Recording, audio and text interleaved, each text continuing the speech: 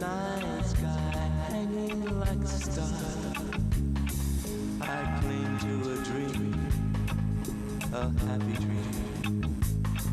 But in this hard world full of suffering, I found it out that dreams are not what they seem.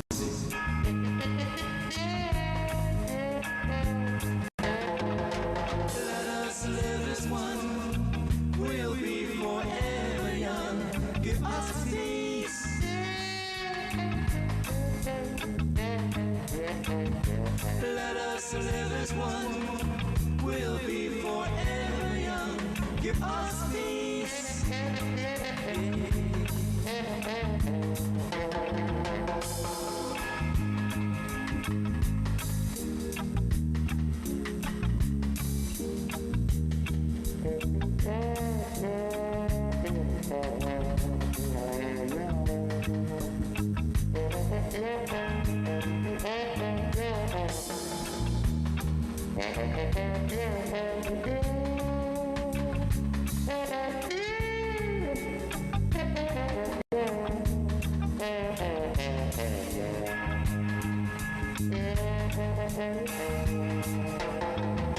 Let us live as one.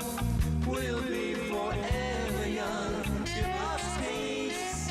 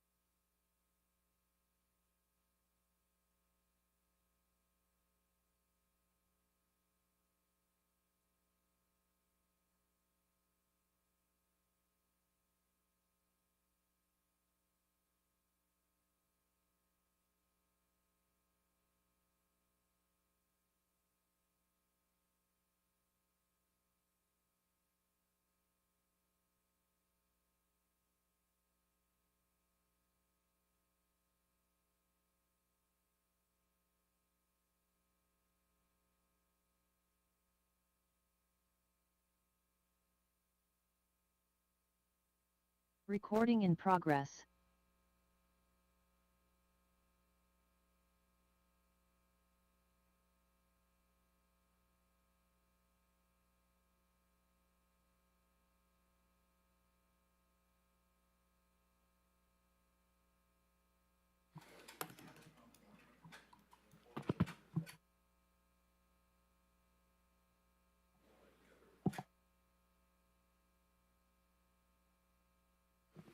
So good morning, everyone. I'm going to call this meeting to order. This is the September 24th meeting of the Knoxville Regional Transportation Planning Organization Executive Board.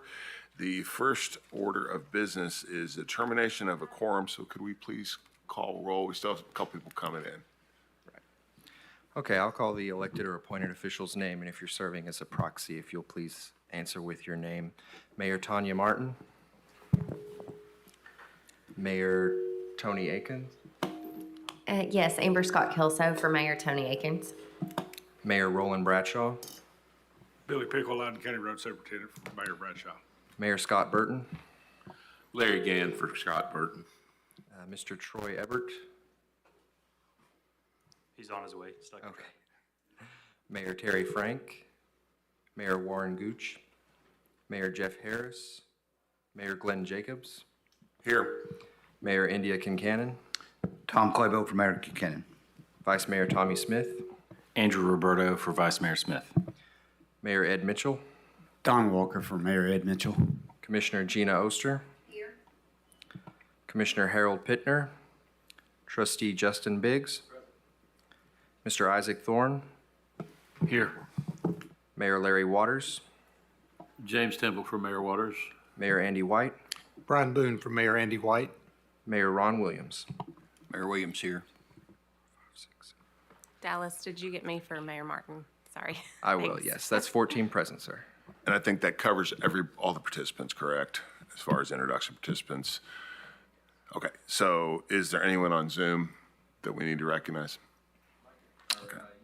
Yes, actually, Mary Connolly from the consultant for TDOT is present on Zoom. Okay, great, thank you. Any amendments to the agenda? Seeing none, we'll move forward. So you all should have seen the minutes for the July 23rd, 2025 meeting.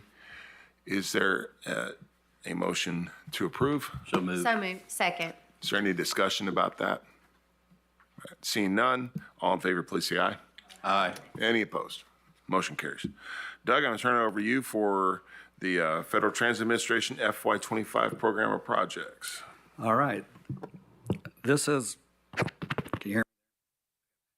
This is the annual funding that we get to the urban area from the Federal Transit Administration. Next slide, please. You have in your packet a breakdown of how the funding will be used. You will notice on the agenda, we call this a public hearing. The Federal Transit Administration requires us to have a public hearing on this particular item, and their main goal there is to have the public understand how we're going to use this funding. So there's a little bit more detail here than what we normally do, but that's because it's a requirement. The 5307 money, it comes here based on an urban area allocation. This year, we got 8.9 million. Now, this is for federal fiscal year 25, so this technically started October 1 of 24. As most of you keep up in the press, Congress is notoriously late in getting all of the funding approved. So this is kind of a payback. This is money that the three transit agencies are already spending, but we still have to go through this process to have it designated appropriately. So we got around 8.9 million. It was actually an increase of about 174,000 over last year. It can be used for transit capital or operating. The city of Knoxville is the technical designated recipient of this, but they can go through the MPO process as far as the public hearing and involvement is concerned. And also CAC and ETHRA share in this, and they became recipients in 2012. Next slide. So we have agreed upon, the agencies all agreed upon how this funding would be distributed. It's based on percentages. So CAT gets 79.8%, so that works out to around 7.1 million. CAC gets 14.9%, so that's about 1.3 million, and then ETHRA gets 472,000, and that's how you work up to the 8.9. Next slide. Like I said, in the information in your packet, it designates how this money will be spent. These categories are provided by FTA. It's kind of, they have to make the funding kind of fit the categories. But for the public, like I said, CAT will be spending this on maintenance, ADA paratransit service, to renovate their maintenance and transit facility, computer, software, hardware upgrades, and safety and security. Knox CEC Transit will be using this for operating, job access operating, which is a program that's more tailored to getting people to jobs, maintenance, safety, and security. And Ethra used the same categories: operating, job access operating, maintenance, safety, and security. Next slide. Okay, there's a second pot of money that comes to our area. It's called 5339 Bus and Bus Facilities Funding. The annual allocation was $756,000. It was an increase of about $25,000 from last year. And this can be used for capital, mainly capital. The city of Knoxville is the technical designated recipient, and this must be used for fixed route service. So since CAT is the only fixed route service right now, all of the funding goes to the city of Knoxville and CAT. Next slide. What they will be using it for is to buy a replacement service van, purchase bus stop shelter and signage, acquire shop equipment, miscellaneous support equipment, and mobile fare collection, and purchase support vehicles. The third category of funding that comes to our area is called Enhanced Mobility of Seniors and Individuals with Disabilities. This can be capital and operating to help transport seniors and people who are disabled. We get around $837,000. We actually had a little decrease in this of about $6,000. And we go through a separate process for people to apply. This is where we give funding often to like nonprofits for vans, or we fund some of the volunteer programs. The next item, Jonah will be going through the specifics of this. So the last slide here, like I mentioned, there is a requirement by the FTA that we have a public hearing, and they say the executive board can count as that public hearing. We did advertise the meeting and let people know that all of this information was online, and people could submit comments in advance. We did not get any. But before we vote, we do need to be sure that there's no one here from the public to speak on this item. And looking, I think I recognize everybody. I don't see anybody, but I just wanted to officially put it in the records that we did allow an opportunity for public comment. That's all I have. I'll take any questions. Otherwise, we do need a motion to accept this funding. Motion to accept. Is there a second? Second. Any other discussion or questions? Seeing none, all in favor, please say aye. Aye. Any opposed? Motion carries. On to the section 5310 program projects. This is going to be presented by Jonah. Yep, morning. So as Doug said, I'll be going over the 5310 program of projects. This is FTA funding for enhanced mobility of seniors and individuals with disabilities. So as an example, CAC has something called the VAT, or Volunteer Assisted Transportation Program. Volunteers essentially drive, members of the public, seniors and disabled folks to wherever they need to go, whether that's the grocery store, medical appointments and things like that. So that's just an example of a 53-cent program. So in the past, the TPO has been the designated recipient for this funding. For this round and moving forward, CAC is going to be the recipient, and TPO will be assisting with the call for projects and project selection. We held a call for projects this June, which we posted online. We advertised it in regional newspapers and mentioned it at some other meetings. And we also maintain a database of interested agencies that tend to apply each round. It is a requirement that the TPO Executive Board approves the projects as they must be put into the TIP. So operating funds from Section 5310, the way this breaks down is it's 50% FTA funds and then a 25% match each from TDOT and the local agency or the jurisdiction. And there's a quirk here with the TDOT match, which we'll get into a little bit later. But here you can see we had 3 agencies applying for operating funds. That was CAC, ETHRA, and the Blount County CAA Smiles program. Each of them are looking for 2 years of service funding, and that comes out to $584,000 in FTA funds. For the capital funding, this breaks down to 80% FTA funds and then 10% each from TDOT and local.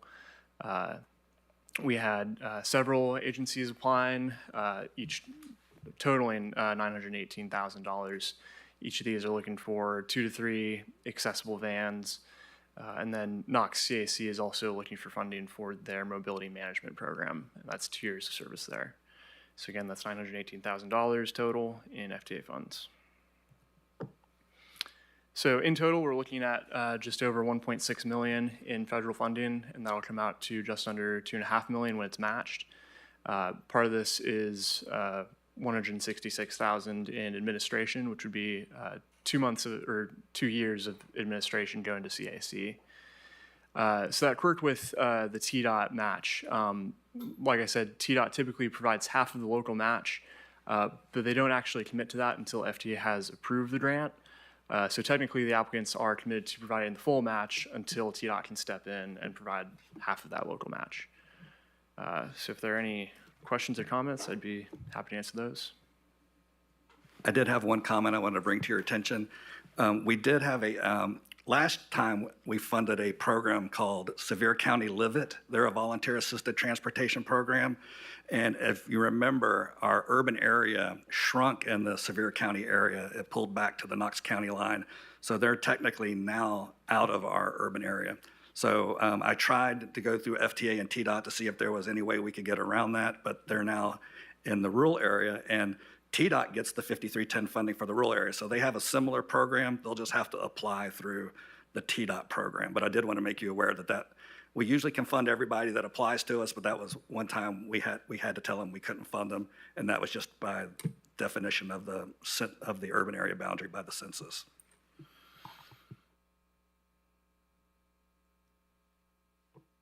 So there, any more questions for Jonah? So we need a motion to approve, please. So moved. Any more discussion? Seeing none, all in favor, please say aye. Aye. Any opposed? Motion carries. Thank you. On to the Pellissippi Parkway Extension Statewide Partnership Program. This will be presented by Craig.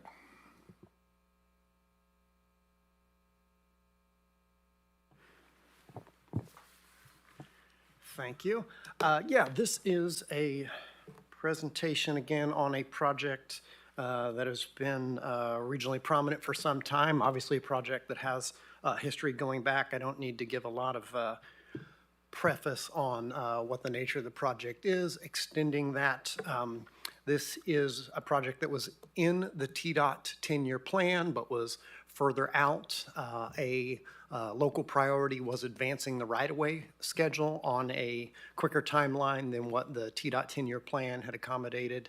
That interest and desire led to an application for TDOT statewide partnership program, and that funding package involved $10 million of TPO-derived LSTBG revenue dedicated towards right-of-way so that right-of-way process can begin to be advanced here in fiscal 2026. That's right around the corner here next month. Essentially, this is we're functionally, it is the funding process or the TIP action qualifies as a modification, but for transparency purposes, we wanted to kind of present this as functionally as a cost overrun that's technically done by TPO technical committee. They did recommend approval of this funding package involving the $10 million of STBG, but again, for kind of greater transparency for the regional prominence and this allocation of funds, we wanted to also present this to the executive board. And again, that project is to essentially match the federal share component of the statewide partnership program application that was developed by the folks down with Alcoa being the lead, but agreement and prioritization between Maryville, Alcoa, and Blount County. The change to the project is essentially going to be increasing the right-of-way phase from roughly $30 million to a bit over $40 million and advancing it to fiscal 2026, whereas it previously would have been out multiple years into the future. Real quickly, while there are $10 million of STBG funds being committed to this project, as part of that regional cooperative effort, two of the partners down in Blount County did recently remove some projects that are going to substantially offset and actually essentially double the offset of that project cost, removing the Morganton Road project, which reduced a bit over $9 million of LSTBG program, and then that Sevierville Road project that was a hybrid project between TDOT and Maryville, again, about $10 million coming off, so in excess of $19 million coming from that LSTBG budget. If we look at this kind of again, while it's not technically a cost overrun, it's essentially kind of a revision of funding there. The cost overrun program in pretty good shape, again, largely due to that removal of those two prior program projects.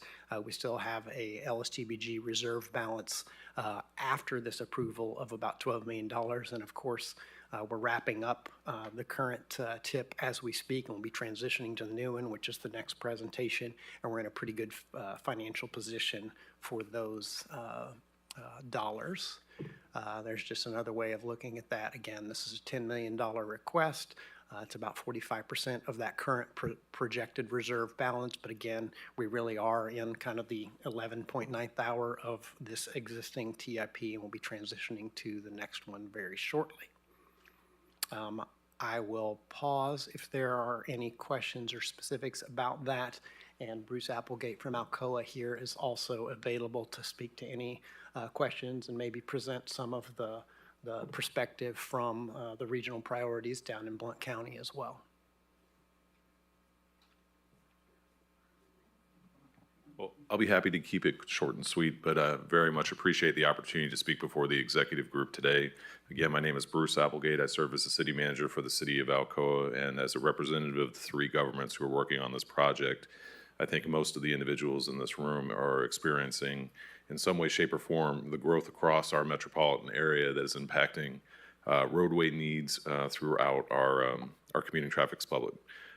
Focus for us is just trying to capture some of this land in advance to try to make sure that we're not in a situation where those dollars that'll be programmed out in year 8 or 9, when we were originally on that plan, would surely not cover the costs, because we've already got some groups that are buying in along that corridor at this point in time, making it possible that in the future that this might not even be a project that would be plausible.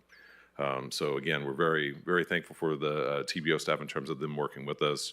The willingness from our partners, again, we've got a representative from the city of Maryville with us today also. Just the willingness to try to reprioritize to make sure that we can get this roadway acquisition, specifically the right-of-way acquisition, moved ahead to try to ensure that in the long run we don't end up in a situation similar to some of the things we've seen play out across the counties, where we're just a little too late and then it becomes impossible to have some of those projects done at all. Thank you. Thank you, Bruce. Mayor, I can give you a real brief update on this project from our standpoint for TDOT. We're already working on it. We have gone through and surveyed 110 tracks that we will be affecting one way or the other, whether it's entire or partial. Our geotech division is already going out and working on some of the major slopes and seeing if we need to lay them back or if we're going to end up having to do retaining walls, trying to get that all taken care of. So we are heavily getting involved with that. Right now, we're expecting roughly about 3 years worth of purchasing on this for the right of way. And construction is, we're looking at the final phase of this going, what is it, 32 or 35 right now in the 10-year plan? 36, okay. So we're getting ahead of ourselves, which we have time. Federal code gives us time to buy the right of way, and I think we have 20 or 25 years before we actually start beginning. That's not the goal, but we want to get in there. Through these actions, we'll be able to protect this right of way and keep it at $40 million according to this right now versus the who knows what it would be by the time we finally get to it for buying property. So Yeah, I'd throw a comment in there as well, just for some context. Even though this was being led by the city of Alcoa on behalf of Blount County and the city of Maryville. You can throw Knox County in there as well.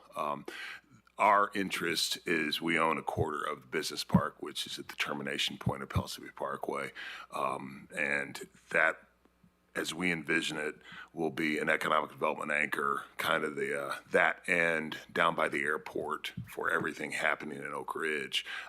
And yes, our concern is that the right-of-way, obviously a growing area, the right-of-way is, all the land is going to be acquired, and all of a sudden we have this business park that all of us put a lot of money into that has just tremendous potential, and we're just never going to be able to utilize it. So Knox County strongly backs this as well.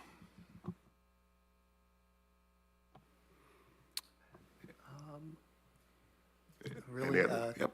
if there are no further questions, the technical committee did recommend approval of that funding allocation.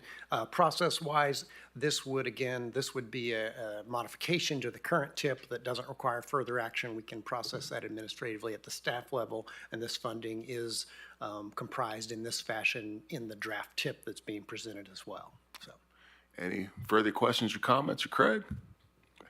Okay, we need a motion, please. Motion to approve. All in favor, please say aye. Aye. Any opposed? All right.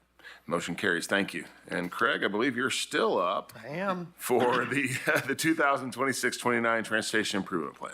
Yep. Real quickly, this has been a process ongoing. Whoops, we do not want to restart. I only get a delay 5 minutes, so we'll do this again. 5 minutes, we'll do it again. We'll do this again in 5 minutes. All right. Draft TIP, this is a process that's been ongoing since essentially the beginning of the year. It takes quite a bit of back and forth going through project applications with our local sponsors, working with TDOT on their list of projects, trying to fit the available projects in from appropriate timing and scheduling, as well as then constraining projects to available revenue to meet fiscal constraint for the document. The draft tip is essentially complete now. TDOT has completed their review and has now been on to Federal Highway for their review and comment. The document is available on the TPO website as well. I believe a link was included in your packet as well. Just want to give you a real quick snapshot of where we are with these investments. We actually are in excess of $1 billion programmed in this project for projects in fiscal 26 to 29. A total of projects, it doesn't look like a lot of projects, but there are a lot of projects carried within grouping. So individually listed projects, 32, 27 local projects, 5 TDOT projects. You see the breakdown kind of by the type of project there on the left side for those individually. Roadway projects, 24, 3 transit projects, bike and pedestrian, they're all in the groupings over on the right, as well as ITS and those signal projects also are in the grouping projects. Groupings are kind of holding structures for a group of similar projects that are not individually listed with the pages, and we do have a significant number of projects within those. There are 4 local project groupings and 3 TDOT groupings.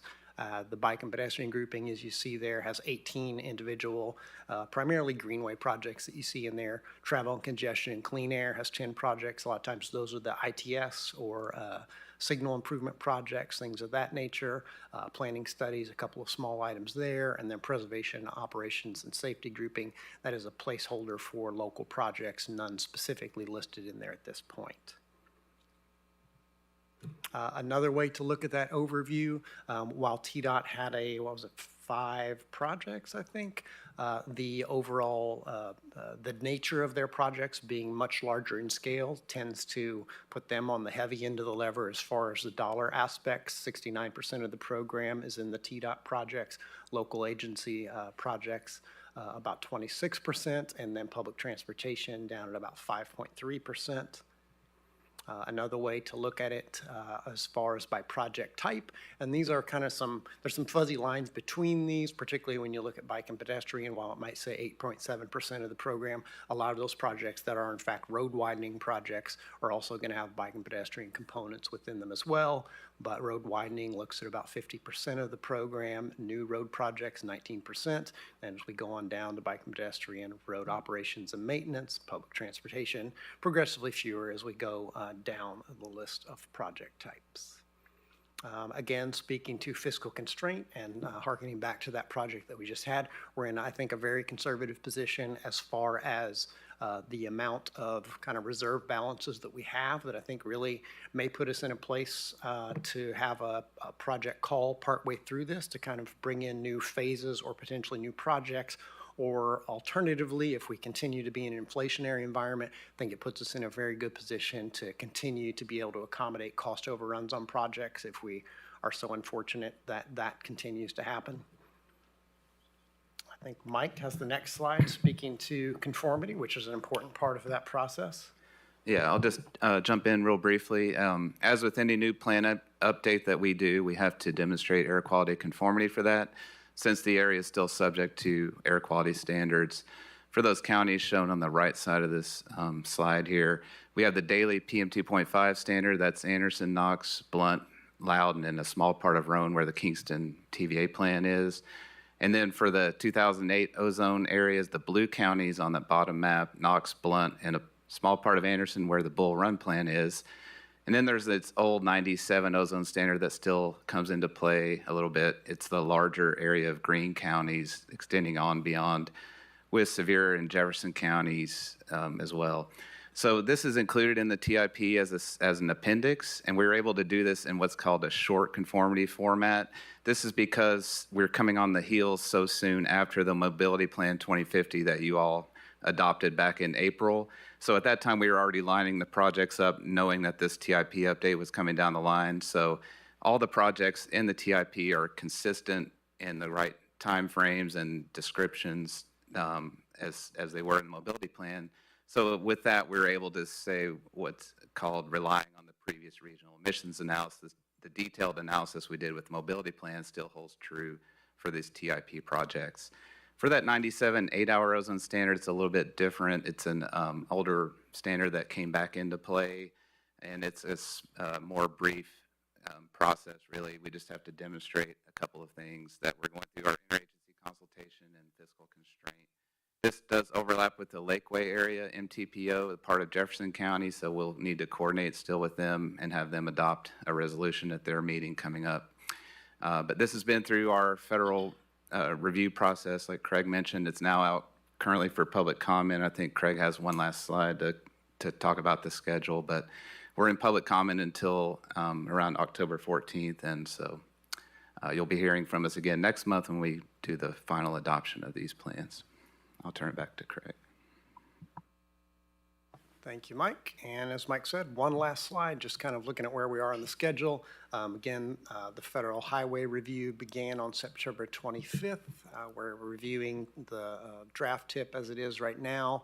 That 30-day public comment period for both the public and the air quality conformity report is underway, and we'll wrap up there on the before the 14th. Where we will be back for recommendation and approval next month at the meetings next week. So let's make sure we have a quorum for our meetings next month. Based on that application, then there's some kind of post-approval, the final approvals for that happen with the federal review or federal just acknowledgement of the document. So we anticipate that. I'm targeting Q1. I normally say January, and I'm saying Q1. So we'll hopefully then be able to obligate funds out of that new tip, and the current one will no longer be the operating document sometime after the first of the year. That is all I have. If there are questions or comments at this point, again, this is just no particular action required this month for your information and review in advance of approval and adoption at our October meetings. Thank you, Craig. The next item on the agenda is the TDOT Long Range Transportation Plan presentation. I'll kick it off. I know we have Mary on online to lead the presentation, but I mentioned this in previous meetings that we are now embarking on our long overdue transportation plan. This is something that hasn't been done since 2016. And we are federally required to make sure that our horizon years are no less than 20 years out. We did a small update back in 2020 to get us a couple more years. So by the end of this year, we will, if nothing happens, we will be less than 20 years. So Mary is here to talk about our steps. We're looking at and she'll talk about this in more detail, but we're looking at a smaller update that will be adopted at the end of this year, and then set us up for a much more robust, engaged plan that will really overhaul what we've been doing as far as policy and our incorporating everything that we've been doing in the last few years. So, Mary, can you hear me? Absolutely, Matt. Can y'all hear me? Very well. Awesome. All righty. Well, thanks everybody for the opportunity to present to this body this morning. As Matt mentioned, my name's Mary Conley, project manager on the consultant side for Mobility in Motion. And as Matt mentioned, this is TDOT's in the state's long-range transportation plan. We'll walk you through a little bit, and you can go to the next slide. In greater detail about, hey, why are we updating the plan this year? What are the specific elements that we're going to include? Essentially, what's going to be carried over from that 2016 plan with that 2020 update, and then what the outlook looks like in terms of upcoming activities and next steps. Next slide. So TDOT and, all states and state DOTs are responsible for developing and updating a long-range statewide transportation plan. The requirements of that are quite different than you all are familiar with at the TPO level. But if you go to TDOT's website today, you go to the Planning Division's website, you'll see that the current 2016 plan is essentially comprised of a series of 8 policy papers and a handful of process documents that outline what that planning process looked like back in 2016, better understanding growth and development trends and things like that. And really, that policy paper or that policy plan back in 2016 was guided by a series of emphasis and focus areas, as well as guiding principles that the department and the state can use in the long term to better invest in transportation needs and infrastructure investments. Next slide. So first things first, right? We're taking a kind of multi-phase approach to the update of this plan. This year, we're focusing on a policy level update that carries over a lot of the vision and guiding principles of 2016, while updating a lot of the planning assumptions using recent data, incorporating some of the pretty transformational changes that have happened at the DOT. So the guiding principles that you'll see in the current plan and that will be carried over, I'll breeze through these real quick, right? So there's 7 in total. The first one is preserve and manage the existing system, right? So this is really emphasizing a focus on fixing your existing assets first, resurfacing, paving, maintenance, and state of good repair, and then better understanding how kind of operational and low cost improvements can really optimize capacity of existing transportation infrastructure. Secondly, support the state's economy, right? Make transportation investments that align with identified economic growth and development goals, boosting economic competitiveness and tourism opportunities across the state. And then better understanding, right, what are those more localized decisions being made related to employment and activity centers, land use and development, and really building partnerships with local and regional entities to kind of support in a cohesive way economic growth across the region and the state.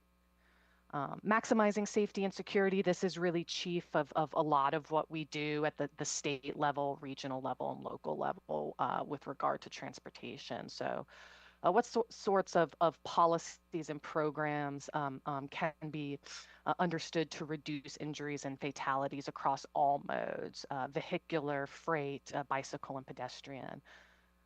Fourth, provide for the efficient movement of people and freight. This is another kind of bread and butter guiding principle that's a top priority for a lot of what we do.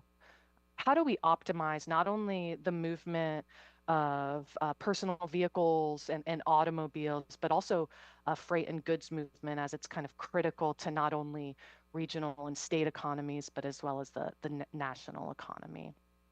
Next slide. Fifth, right, building partnerships for sustainable and livable communities. This is really all about providing opportunity to get down to the kind of ground level, provide opportunities for broad public input on plans and programs coming out of the department, and then really working closely with not only local representatives, but also, TPOs, MPOs, and RPOs across the state to kind of align planning efforts and land use and transportation decisions. Sixth, protect natural, cultural, and environmental resources, right? As the state continues to focus on growth and improving safety on our infrastructure and our roadways, how can we maintain the integrity and the existing characteristics of local communities and kind of minimizing impacts to recreational assets, natural resources, and things of that nature. And then last but not least, emphasize financial responsibility. How do we optimize the share of federal dollars, right, that are coming to the state, while also thinking creatively about funding limitations in terms of alternative funding strategies, public-private partnerships, and things of that nature. Next slide. All right, so walked through a little bit of what the guiding principles are going to be for Mobility in Motion policy plan, and talked a little bit about updating the planning assumptions and providing current data and trends analysis. So why else update the plan, right? Well, a lot has changed over the past 10 or so years. At the federal level, the bipartisan infrastructure law brought a lot of capital investment and planning opportunities to the state and local communities. And, we would like to kind of weave that in and the understandings that were gleaned from that into the policy plan. And then more locally or at the state level, a lot has changed. The Transportation Modernization Act passed in 2023 with the 10-year project plan really being the guiding force moving forward in terms of state level investments. And then kind of internal to the department, there's been project delivery and organizational changes that are really kind of innovating and optimizing the way that TDOT does business, right? So with the integrated program delivery and project delivery network creates much more kind of collaboration, not only within the department, but locally in delivering projects. And then EPIC organizational changes internally have really allowed for TDOT to cross-collaborate across different disciplines to make sure that projects are delivered on schedule. So we really want to make sure that we're reflecting all of those sound changes. Next slide. Other key considerations, right? Already hit on that first bullet, but anybody that's kind of involved in transportation planning and planning more broadly really treats it as a process and not kind of the development of a product, right? So by virtue of being with this body today, it's providing an opportunity for you to hear from us, but us to hear from you about the kind of localized or regional needs in your community. Also, there's an opportunity to do best practices research and better understand some best practices related to project prioritization across other state DOTs that we can kind of bring to the table and discuss with TDOT. Next slide. So we'll be real quick here, but just wanted to kind of cherry pick some interesting data findings to support the cause. So what you see right here is largely projections from the UTK Boyd Center with projections in Region 4, West Tennessee from the Tennessee Department of Economic and Community Development. And really what you see here is a lot of growth, right, happening across the state. So how are we going to accommodate that growth and make sure that people have the accessibility and mobility services and needs that they require to have a sound quality of life? Out in East Tennessee, where y'all are at, in Region 1, we really see a mix of concentrated growth in urban areas with some potential population declines in more rural areas and more kind of Appalachian counties. So how do we make sure that we're meeting the needs of those people who are potentially aging in place and may not have access to transportation, and balance that with the needs of the more urban counties. Next slide.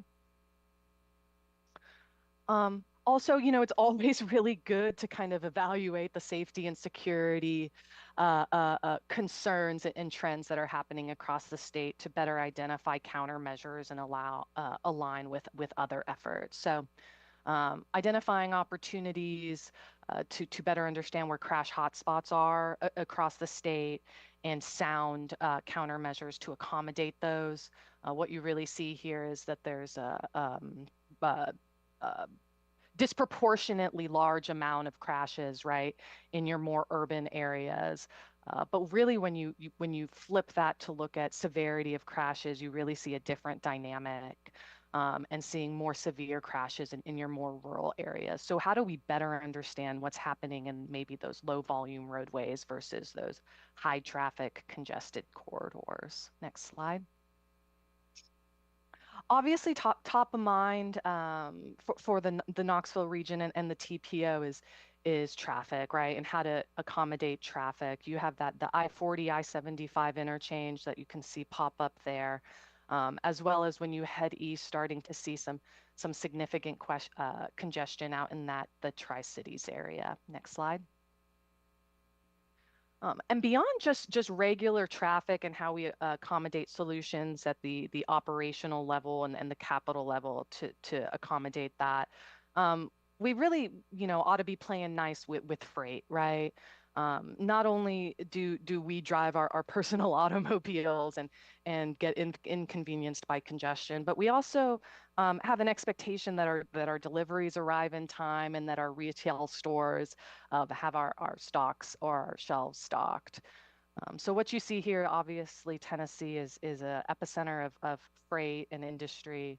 You see a lot of commodity flow out in West Tennessee, as well as at that I-40, I-75 interchange. Next slide. But what you can also see, and this is data from US DOT Freight Analysis Framework, it's publicly available, and they provide projections on what commodity flows look like into the future through 2050.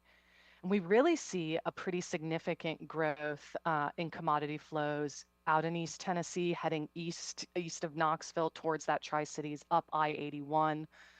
So how are we going to accommodate and provide solutions for trucks and freight vehicles so that they can provide reliable service to communities and residents across the state? Next slide real quick. Mary, we apologize. Our laptop has decided it is only restarting one more time, so.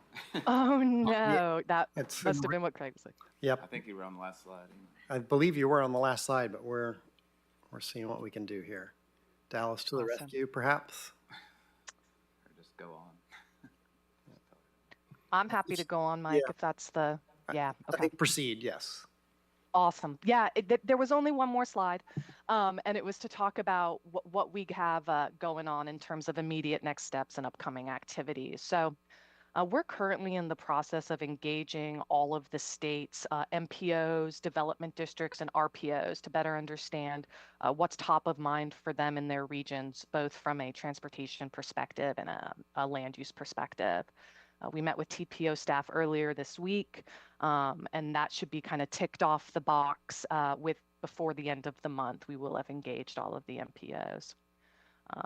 As Matt mentioned, the policy plan portion of this document is expected to be completed by the end of the year, with public comment in the November-ish timeframe, with a larger update planned for calendar year 2026. And there's kind of two things to know about what that larger update looks like. One, it has an opportunity to incorporate more technical analyses, kind of more robust data analysis and geospatial understanding of needs.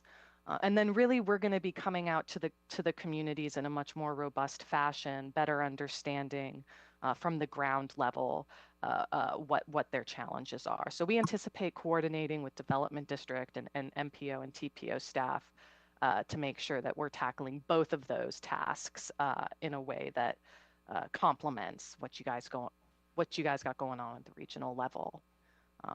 And with that, I'm happy to take any questions. Any questions for Mary? Okay. Sorry about that. Yeah, I it's okay, just man. wanted Go to ahead. I'm add sorry. I wanted to add to a little bit to what Mary was saying about what we're doing for the larger update was breaking the state into the regions and looking at the needs of the regions a little more closely than we have from the statewide level. You know, for example, Region 1 has a lot of fog issues where, you know, Memphis and Region 4 do not. So we do not want to try to incorporate something like that on a statewide level. Memphis has a lot of pavement issues, pavement materials issues. We don't have that in Region 1. So hopefully that will give us a much more focused way of producing these plans and recommendations that come out of that. So I just wanted to add to that. Dallas has indeed come to the rescue. Thank you. So, okay, thank you, Mary. Matt or Troy, are there any other TDOT and Federal High Administration updates? I think we haven't talked about our coordination, but I have a couple of things that I wanted to talk about SPP. Did you want to add anything before that? Go ahead. Okay, so as you know, SPP can be successful. You saw from the Pellissippi Parkway presentation that is something that was able to advance a project a little bit quicker than we had anticipated. So this last round of SPP applications is complete. The cycle or the applications have been received. I was going to provide you with some statistics that Preston provided regarding the breakdown of the applications. So we had a total of 61 applications. Region 1, out of the 61, there were 13 that were from Region 1.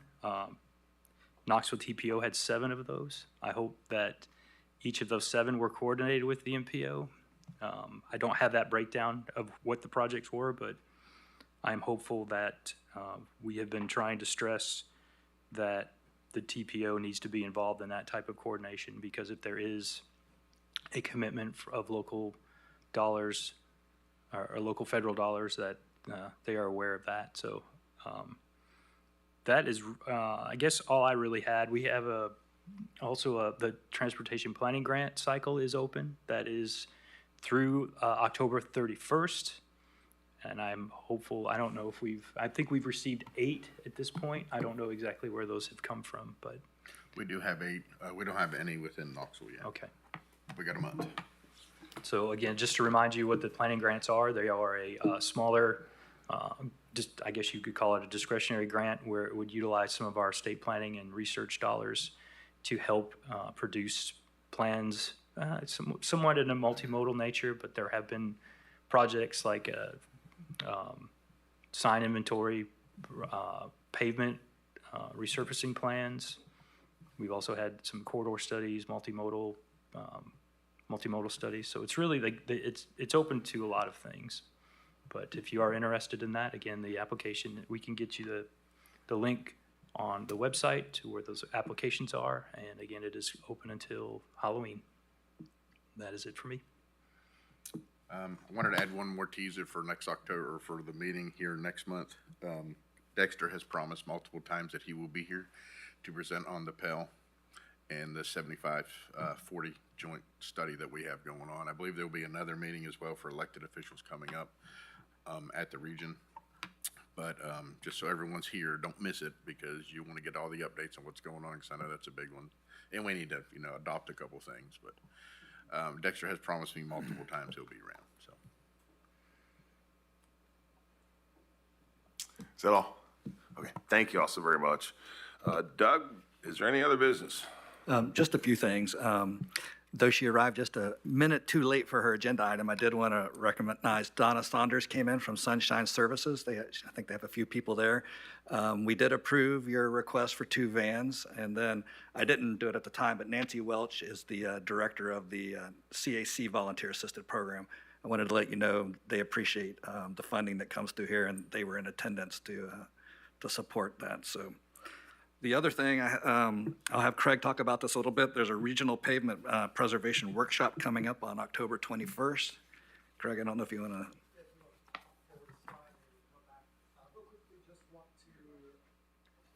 Turn on your mic. Got problems with things not being on today. The payment management workshop, this is something, the payment data collection has been a regional project. This is the second iteration of that project.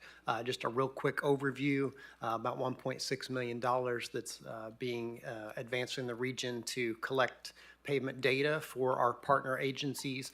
You see those there. We have 8 participating agencies regionally: Knoxville, Oak Ridge, Clinton, Maryville, City of Loudoun, Blount County, Knox County, and the town of Louisville had joined in this time as well. We have been collecting data in 2024, 2025. We're about halfway through all of the data collection in the project. There will be some subsequent data collection taking place next summer, and updating all of that information so that, again, these agencies can make informed decisions about how to more effectively preserve and manage their pavement preservation budgets. We do have a networking workshop that is coming up, and if you want to go forward one more slide, that's just another way of looking at the schedule that we're going on. So really kind of advance from that one, and this is the next slide, please, Dallas. That regional workshop, October 21st. The city of Knoxville is hosting that at their service center out on Morris Avenue. This is a full-day workshop looking at maintenance and preservation activities and just kind of allowing that forum and workshop idea for exchange of what has been working regionally, what have been the challenges to implementing preservation techniques, and trying to just expand that state of practice here in the region.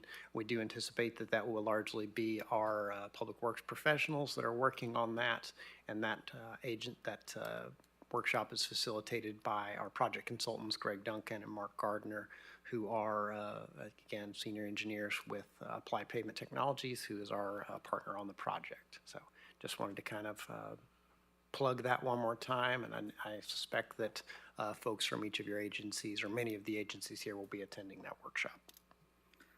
All right, thank you, Craig. Then I wanted to point out the next technical committee meeting is on October 14th, and this is one of these weird months. I know some of you attend both technical committee and executive board. The executive board is October 22nd, so it's really just a week apart. Usually we have a couple weeks in between, but it's kind of the way it falls out this time. The technical committee will be over in the main assembly room. There's something already going on in here. I don't know if it's voting or whatever it is, and then just to remind you that the October meetings are really important because we're going to adopt the TIP. As Craig mentioned, we really need to have a quorum. And then as Troy pointed out, we're really excited about having the I-4075 corridor presentation. And then the last thing is, if you're really into all things transit, CAT and the city of Knoxville are hosting the Tennessee Public Transit Association annual conference here in town. It's October 21 to 23rd, and I believe you can still go ahead and get make reservations for that or do that if you're interested. I'm going to go, but if you're into transit, it's a really good conference. That's all I have. Thank you. At this point, members of the public may address the executive board with a 5-minute time limit for each person. Is there anyone that would like to take advantage of that? Seeing none, unless there's an objection, this meeting is adjourned. Thank you. Doug?